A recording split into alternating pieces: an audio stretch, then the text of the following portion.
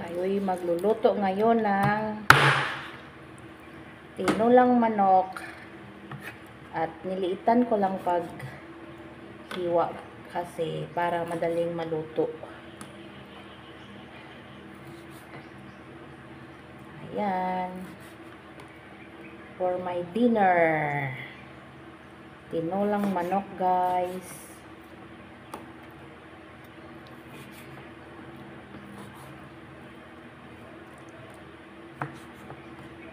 Liitan ko lang para maano yung mga makakapal, madali lang maluto.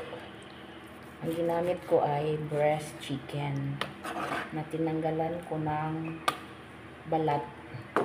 Ito yung balat, tinanggal ko siya para hindi ko makain.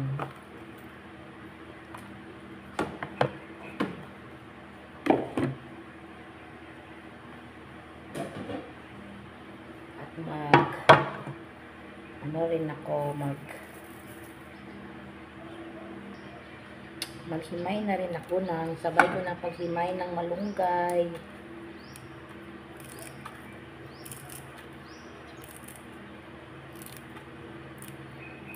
Malunggay lang ang ano ko dito, guys, sa aking tinulang manok.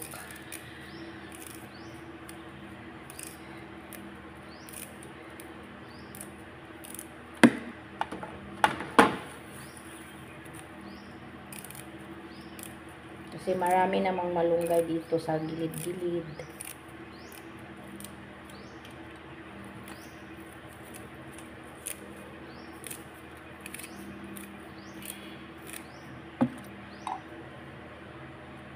Ito na, nahimay-himay ko na yung malunggay. Ang dami yun. Dami, guys, kasi walang tipid sa malunggay dito, kasi dito lang sa mga gilid-gilid kung saan tumutubo yung malunggay namin dito. At nag-ano na rin ako ng mga lamas. May lagyan ko rin sila ng ano, yung bawang, luya, sibuyas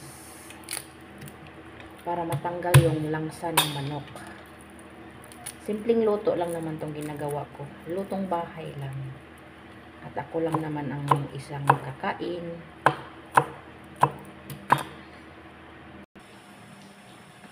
At ayan na, nilagay ko lang yung karning manok na may ano na, nilamas ko yan sa asin at nilagyan ng luya, sibuyas, dahon ng sibuyas at itong espada. Para nandyan na yung mga ingredients lahat, guys. At pakuluan ko lang kasi ayaw kong gumamit ng mantika sa pagluluto. Talagang holistic ang pagluluto ko ng chicken na tinola. At ayan, guys, kumulo na ang ating pinaano na tinolang manok. Nilagyan ko na lang ng sili na haba at maya-maya na rin ay medyo matuyo na yung sabaw niya. Yung sariling sabaw niya. Saka ko siya lagyan ng tubig para matanggal yung langsa. At ang panimpla ko lang dyan ay itong asukal lang na brown rice. O brown sugar. Brown sugar lang.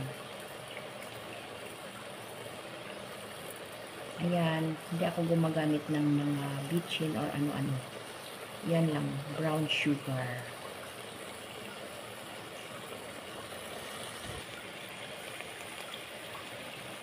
At ayan, medyo mawala na yung ano niya, sabaw. Sa ako lagyan ng tubig. Hay! Sayang.